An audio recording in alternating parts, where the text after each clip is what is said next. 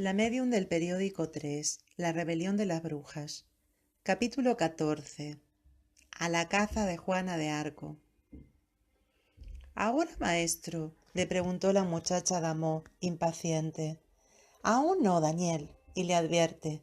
Es mejor que le ignore nuestra presencia el mayor periodo posible. Mientras estamos aquí, no nos puede percibir. Ambos se encontraban en la cima del monte Shongshan, en la provincia china de Henan, sentados en posición de loto al borde del precipicio. El sitio era mágico, puesto que fusionaba la energía de la montaña, del cielo, del aire, permitiéndoles ser partícipes a la distancia de las escenas del juicio contra Juana de Arco del año 1431. ¿Con qué intención? Colarse a esta fecha e impedir que ese ser perverso pudiese ganar el alma de la santa para sumarla a sus filas. ¿Qué se siente al viajar en el tiempo?, le preguntó la chica a su mentor, curiosa. Nada extraordinario, le respondió él con paciencia, lo mismo que al materializarnos en otro punto geográfico. Ya sabes, el espacio y el tiempo son relativos, todo depende del punto desde el que se mire. Estoy muy orgulloso de ti, Daniel, deseo que lo sepas. Gracias a tu ayuda es la primera vez que estamos por delante de ellos. Pues creo que deberíamos agradecérselo a las abejas, negó con la cabeza, modesta, y luego añadió, si no fuese por esta afortunada intervención, otro gallo cantaría. Y estaba convencida de eso, puesto que Damó la había encontrado desnuda. Casi había tenido sexo completo con el ser al que ella denominaba el fantasma que se cree Satanás. No quería meditar en las posibles repercusiones si hubiese sido así. Estás infravalorando tu papel, Daniel, manifestó él, sonriéndole con dulzura. Ellas acudieron al llamado de tu voz interior. Muy dentro de ti sabías que algo extraño ocurría, que forzaban tu voluntad. Sí, es probable, admitió más contenta, y luego agregó. Dime, Damó, hay algo que quiero saber y que me preocupa. ¿Han muerto muchas abejitas? Les pedí con la mente que lo rodearan, pero que no lo aguijonearan. No sé si me hicieron caso. Aunque te parezca increíble, no falleció ni una sola abeja, le explicó para sosegarla. Todas te obedecieron. Además, cuando se le echaron encima, crearon una barrera entre él y tú, de manera que pudiste recuperar totalmente el control y acceder a mí. ¿Cómo no voy a estar satisfecho contigo y con ellas? Gracias, gran maestro, me tranquilizas, expresó, pasándose la mano por el pelo. Después añadió, me preocupaba la supervivencia de esas colmenas, no solo por la labor de las abejas como enviada de los dioses, sino porque sin ellas la humanidad desaparecería en pocos años. ¿Quién polinizaría los cultivos como hacen ellas infatigablemente? Por culpa de los pesticidas, de los fertilizantes, de los ácaros que se alimenta de su sangre y, por supuesto, del cambio climático y de la contaminación, se han reducido las poblaciones de modo alarmante. El ser humano es así, estuvo de acuerdo el monje Shaolin con expresión de tristeza. Solo advierten los peligros cuando son inevitables y nada se puede solucionar. Y se detuvo contemplando atentamente las escenas del holograma que flotaban delante de ellos en la montaña, como si fuese una pantalla de cine gigantesca. Dijo el monje, rozándose el mentón con la mano. Interesante respuesta la de Juana. Llevaban varias jornadas inmersos en esta tarea. La primera sesión pública del juicio había sido el día 21 de febrero en la capilla real del castillo de Rouen, a la que había asistido Juana rodeada de sus enemigos y ni un solo partidario. Ni siquiera le permitieron tener defensor. No era un proceso real sino una mera apariencia, con los ingleses detrás manejando los hilos.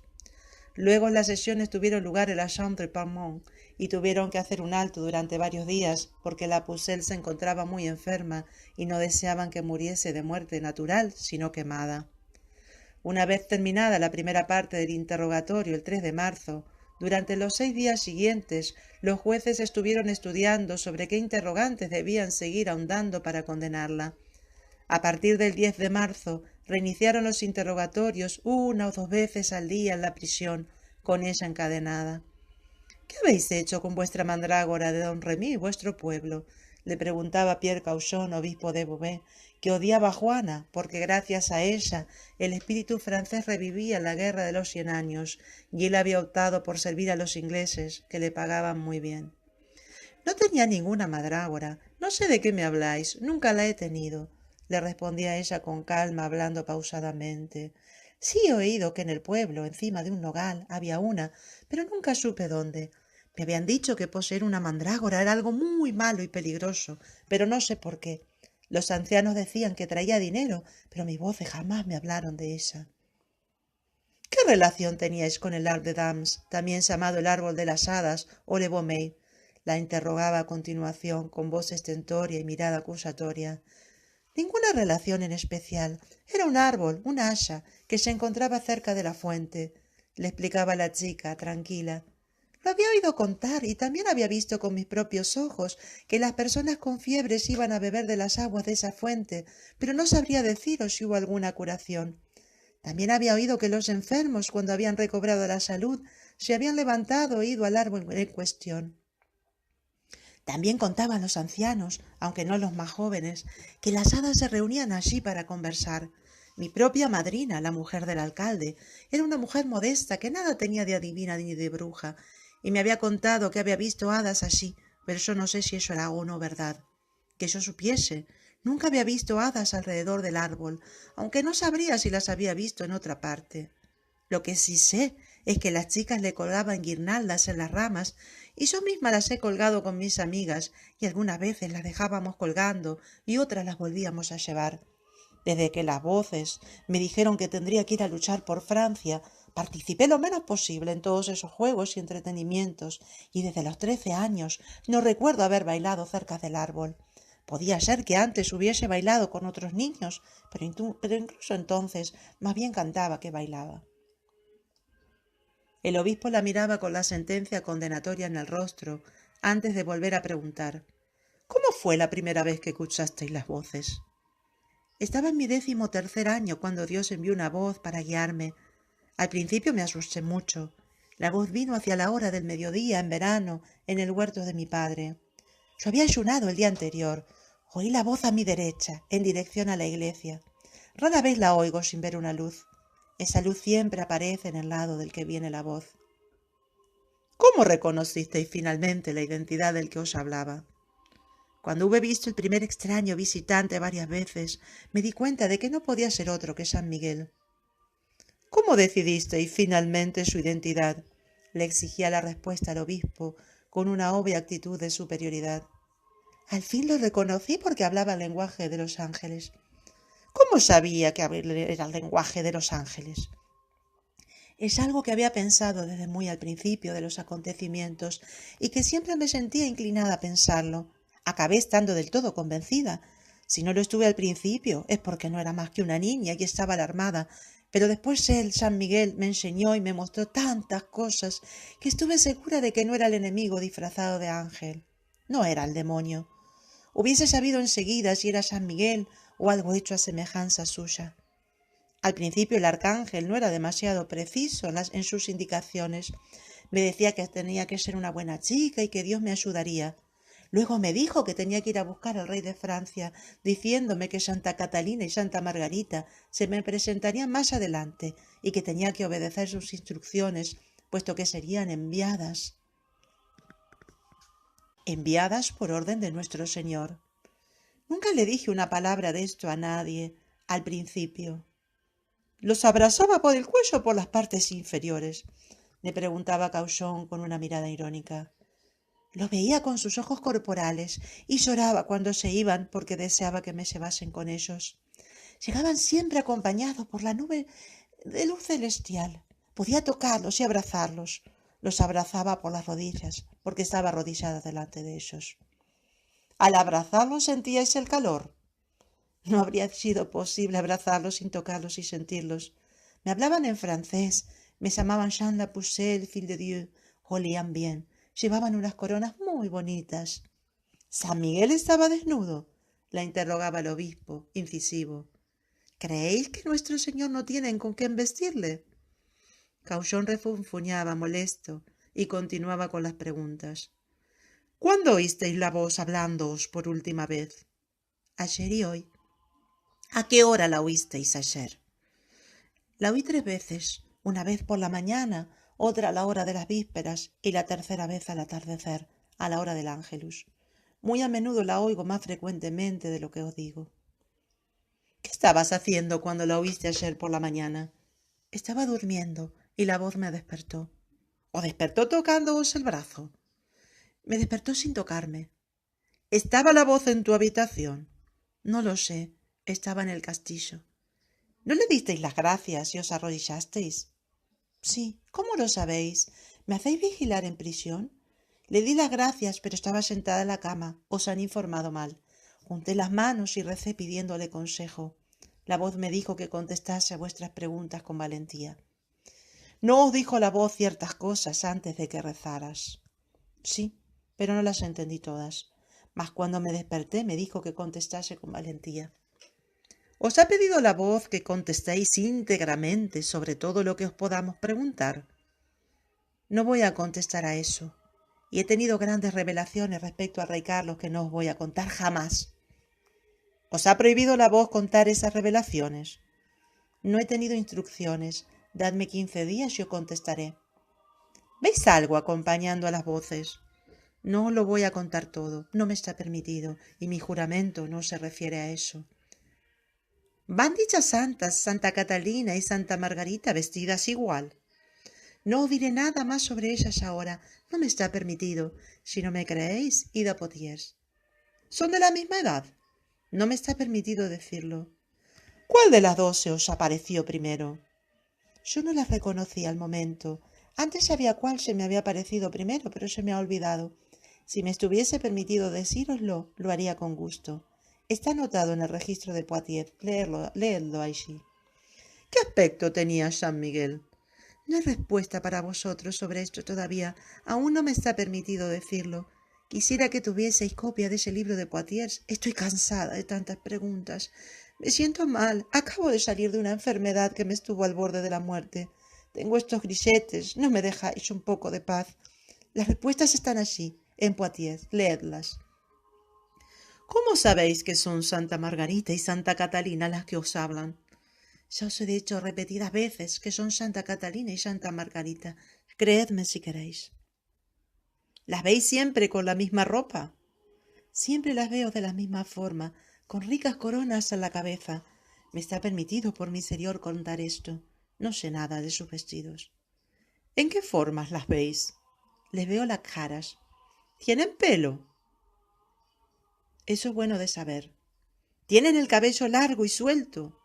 No lo sé. No sé si tienen brazos u otros miembros. Si no tuvieran miembros, ¿cómo podrían hablaros? Remito esto a Dios. ¿Habla inglés Santa Margarita? ¿Por qué habría de hablar inglés si no está del lado inglés? ¿Qué aspecto tenía San Miguel cuando se os apareció? No vi ninguna corona y no sé nada de su vestimenta. Estaba desnudo. Os lo repito, ¿creéis que nuestro Señor no tiene con qué vestirlo? Tenía pelo. ¿Por qué debería de habérselo cortado? El obispo miraba fijo a Juana y se santiguaba antes de hacer la siguiente pregunta. ¿Me podéis hablar del incidente con vuestra espada? Sí, puedo. Todos me llamaban Jeanne la Pucelle, la salvadora de Francia y el azote de los ingleses. Me regalaron una armadura y estandartes, pero me negué a aceptar la espada, porque las voces ya me habían dicho cuál sería la mía. Tenía que ser esa espada y no otra, y por tanto debían buscármela. Las voces me dijeron que la encontrarían enterrada en el suelo detrás del altar de la iglesia de Santa Caterina de Fierbois. Todo el mundo se sorprendió, pero yo no. Estaba acostumbrada a este tipo de vaticinios. Envié a un armero con una carta mía al clero de Santa Catalina, pidiéndole que tuviesen la amabilidad de buscar la espada y enviármela. La espada, con 5 cruces grabadas, se hallaba donde las voces me habían dicho. Estaba muy oxidada, pero cuando los clérigos empezaron a limpiarla, el orín salió y se veía como nueva. Para todos era un milagro. Y el clero quedó tan impresionado que me regaló una vaina para la espada, de terciopelo carmesí. Los habitantes de Tours me regalaron otra vaina de tela dorada. Mandé que me hicieran una tercera, de cuero. ¿Y cómo supisteis dónde estaba la espada? Ya os lo he dicho, me lo dijeron las voces. ¿Os lo dijeron porque sois una bruja? No soy una bruja, solo sigo siempre las instrucciones de nuestro Señor. No siempre. Los que siguen las instrucciones de nuestro Señor no intentan suicidarse. ¿Por qué os tirasteis desde lo alto de la torre del castillo de Bourbois cuando erais prisionera de Jean de Luxemburg? ¿No sabíais que suicidaros era pecado? No intenté suicidarme, solo escapar. No quería caer en manos de los ingleses. Soy muy buena católica, jamás me suicidaría. Una buena católica a la que le impedís rezar en el altar o en la capilla, o a la que le enviáis gente a la prisión para confundir, haciéndose pasar por amigos o partidarios, para hundirla, para hundirme. Sé que estoy entre enemigos, no necesitáis engañarme. Hacedme las preguntas y yo os contestaré. Siempre soy sincera. Las voces desean que os cuente la verdad. ¿Os consideráis en estado de gracia?, le interrogaba Cauchon, mirando al resto de clérigos de la sala, pretendiendo que sonase sacrílega. Si no estoy en estado de gracia, que Dios me ponga en él. Si lo estoy, que Él me conserve en él. Os recuerdo que aquí os estamos jugando por herejía, blasfemia, idolatría y brujería. Decís que sois mi juez obispo. No sé si lo sois o no, pero tened mucho cuidado de no juzgarme equivocadamente, porque eso sería poneros en grave peligro. Yo os lo advierto ahora, por lo que, si nuestro Señor os castiga por eso, yo habré cumplido con mi deber de advertíroslo. ¿Qué revelaciones hicisteis al rey que se hace llamar Carlos VII para que os creyera enseguida? Lo que le conté al rey no lo revelaré jamás a otra persona, aunque me corten la cabeza. La primera vez que visteis al rey que llamáis vuestro, os preguntó si era por revelación que habíais cambiado vuestra ropa de mujer y ahora os vestíais de hombre. Ya os he contestado a eso. En cualquier caso no me acuerdo. Está escrito en Poitiers. ¿Recordáis si los examinadores del otro partido, el de Carlos, os preguntaron sobre eso? No me acuerdo. Me preguntaron dónde había conseguido el traje de hombre y se lo dije, en Vaucouleurs. ¿No os pidieron alguna vez el rey o la reina o alguien del otro partido que abandonase la ropa de hombre? Eso no tiene nada que ver con vuestro caso. Las voces os han ordenado que os vistáis de hombre. La ropa es la más niña de las nimiedades, puesto que es obvio que corro menos riesgo de que me violen allí que yendo vestida de mujer. El obispo de Beauvais le gritaba a continuación, furioso, sin poder contenerse. ¡Una nimiedad! Os recuerdo el Deuteronomio capítulo 22. La mujer no se vista de hombre, ni el hombre se vista de mujer, por ser abominable a Dios quien lo hace. Y haciendo una pausa para provocar una reacción, agregaba. Y os recuerdo también el Nuevo Testamento según San Pablo. Mujer que ora o profetiza con la cabeza descubierta, deshonra su cabeza, siendo lo mismo que si se rapase. ¿No es así que la naturaleza misma os dicta que no es decente al hombre dejarse crecer el pelo, porque los cabellos le son dados a manera de velo para cubrirse? Y vos os habéis deshecho de vuestros cabellos, como jamás haría una buena cristiana, pero sí una bruja o una hereje. No soy una bruja hereje o una hereje. Dios y los ángeles son los únicos responsables, y a esos me ciño, le respondía Juana. La voz ahora más suave se encontraba agotada después de horas y más horas de preguntas. Puesto que ruegas ir a la misa, ¿no sería más honesto que la oyeseis vestida de mujer? ¿Preferiríais poneros un traje de mujer y oír misa o conservar la ropa de hombre y no oír misa? Garantizadme que oiré misa, y si me visto de mujer, y entonces os contestaré. Dejar sin misa a una buena católica como yo es uno de los peores castigos que podéis imponer. ¿Y si el Papa os lo pidiera? Es muy grande la veneración que siento por su santidad el Papa y su función apostólica, pero en el último extremo solamente Dios tendría autoridad para mí si el Papa me solicitase algo opuesto a mis voces. ¿Estáis dispuesta a someteros en todas vuestras palabras y hechos,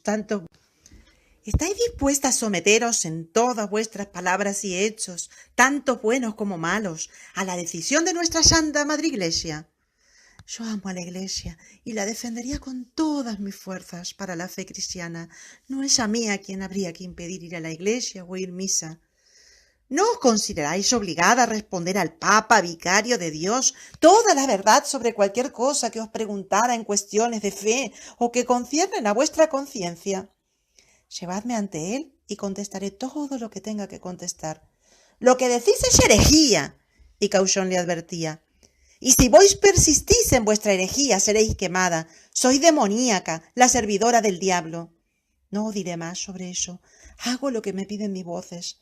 Aunque estuviera viendo el fuego, seguiría diciendo todo lo que os digo y no actuaría de otra manera.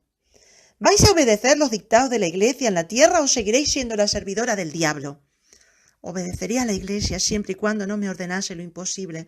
Por nada del mundo revocaría las declaraciones que os hice durante el juicio sobre mis visiones y revelaciones.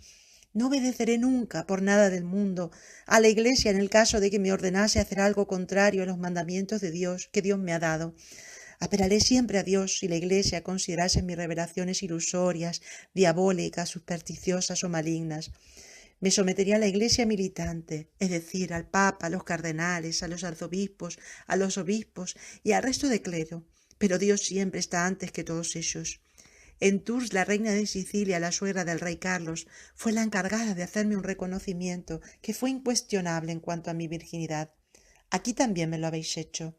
¿Desde cuándo el demonio puede tener tratos con una virgen? Todo lo que decís no tiene sentido. Es de todo punto imposible que sea demoníaca. Y Damó y Daniel siguieron atentos al juicio a lo largo de los días, en tanto repetían hasta el hartazgo una y otra vez las mismas preguntas u otras distintas, intentando que Juana cayera con cada zancadilla. Hubo alguna jornada de descanso para que los clérigos deliberaran acerca de las actas y más presiones hacia la chica para que volviera al redil y reconociera que estaba equivocada. Según la Universidad de París, que obviamente estaba del lado de los ingleses, la Pucelle había extendido su veneno, contaminando a todo el rebaño cristiano. Sus conclusiones, a las que se sumó el tribunal, eran claras. Si no se retractaba en prisión, había que considerarla hereje, hechicera, cismática y apóstata, y condenarla a la muerte en la hoguera. Cauchon y algunos de los suyos visitaron a Juana en prisión para darle una nueva oportunidad de que abjurase. «¿No veis que estoy enferma y me muero?», le replicaba ella, con el rostro verde y una mueca de dolor. «Estoy en peligro de muerte y necesito que me dejéis confesar y comulgar. Necesito que me prometáis que, después de que la enfermedad me quite la vida, me enterraréis en terreno consagrado. Aunque, si no lo hacéis, pondré toda mi confianza en Dios». «Creo que no entendéis cuál es vuestra posición», y el obispo la señalaba con el dedo índice, amenazándola. «Si no obedecéis a la Iglesia, os abandonaremos como a un sarraceno». «Soy una buena cristiana que ha sido debidamente bautizada, y como cristiana moriré». Pero, pasadas 2 semanas, Juana se curó de la enfermedad. El 8 de mayo, Cauchon y otros jueces la condujeron a la Gros Tour del castillo. Así, le enseñaron la cámara de torturas y a los verdugos, esperando al lado de sus instrumentos, listos para proceder contra ella a la primera orden. «¿Sabéis que vuestras acusaciones hacen aplicables las leyes y normas de la Inquisición en cuanto a la tortura?», le preguntaba Cauchon, señalando los artefactos ante la mirada atenta de Damó y de Daniel, que estaban a punto de perder los estribos. Luego añadía: «Hay muchas discrepancias en vuestras respuestas y muchas de ellas difieren de las que obran ante el tribunal. Podemos aplicaros la prueba del agua o estiraros los miembros por medios de cuerdas. ¿Sabéis qué doloroso es eso? Seguro que después de la tortura estaríais dispuesta a hacer todo lo que el tribunal estime oportuno». «Es verdad, sería tan doloroso que seguramente me vería obligada a confesar mentiras». Y le advertía al obispo con valentía: «Pero aunque me arrancaseis los miembros y me sacaseis el alma del cuerpo, no podría hablaros de otra guisa sin faltar a la verdad. Si me hicieseis decir algo que no deseo, siempre diría después que me habéis forzado a eso por medio de la tortura. Y rezaría y le pediría disculpas a Dios y a mis voces por haber sido débil durante ese momento». El monje y Daniel sintieron admiración por ella. Juana tuvo suerte, no la torturaron. Llegaron a la conclusión de que no era necesaria ni conveniente con una prisionera de estas características. El 24 de mayo levantaron 2 estrados en el cementerio amurallado que se hallaba pegado a la abadía de San Owen. Uno era para que se instalasen allí todos los dignatarios, entre ellos el cardenal obispo de Winchester, los obispos de Beauvais, Teruel, Noyon y Norwich, abades, priores, doctores. El otro estrado era para Maître Guillaume Erard y Juana de Arco, vestida de hombre. «Es la hora, discípula», le dijo Damó a la médium, dándole la mano. Debemos ir al pasado. ¿Estás preparada? Sí, gran maestro, le respondió ella enseguida, impaciente. Estoy preparadísima. Tal como le indicó el Shaolin con anterioridad, el procedimiento de viajar en el tiempo, además de sencillo, fue instantáneo. En apenas un par de segundos, ambos se encontraban sentados en el estrado de los jueces, disfrazados de clérigos. Pasaban totalmente desapercibidos entre tantos leguleyos. Olvidé el tema de la vestimenta, le susurró Daniel a su mentor. Gracias por estar en todo. Damó bajó la cabeza, en señal de reconocimiento. Luego le murmuró. Nuestro enemigo está aquí. ¿Puedes verlo? La chica empezó a observar con detención. El cementerio estaba lleno de gente a rebosar. Todos hablaban al mismo tiempo, emocionados, puesto que esperaban que el acto terminara con Juana dentro de la hoguera. Los soldados ingleses comentaban a vivas voces que, como no fuese este su destino, se encargarían de montar un buen jaleo. Daniel frunció el ceño, analizándolos, controlando las ganas de tirarse encima de ellos con un salto de leona para darles un buen puñetazo o, quizá, desmayarlos. Damó la contuvo con la mirada, recordándole que era imprescindible pasar desapercibidos y que no podían modificar el pasado. Maître Dérard, al lado de Juana, era el encargado de declamar el discurso y leer las acusaciones. Antes de empezar se aclaró la garganta y paseó la vista por sus iguales, incluyendo al monje y a Daniel en ese repaso, que permanecían sentados en el estrado, concentrados en todos los acontecimientos.